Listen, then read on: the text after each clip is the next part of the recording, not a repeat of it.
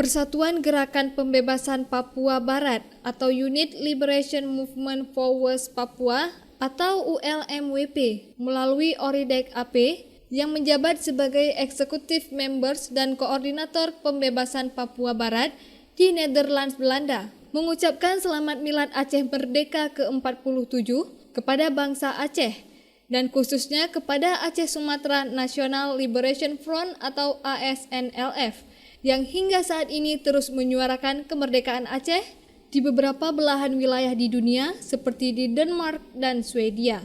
Kepada bangsa Aceh dan khususnya Aceh Sumatra National Liberation Front, selamat merayakan 47 tahun kemerdekaan Aceh.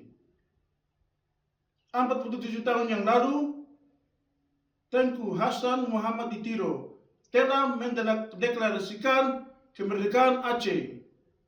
Kami yakin bahwa semangat perjuangan Aceh Merdeka masih ada dalam setiap jiwa bangsa Aceh. Yakin masih ada dalam jiwa bangsa Aceh.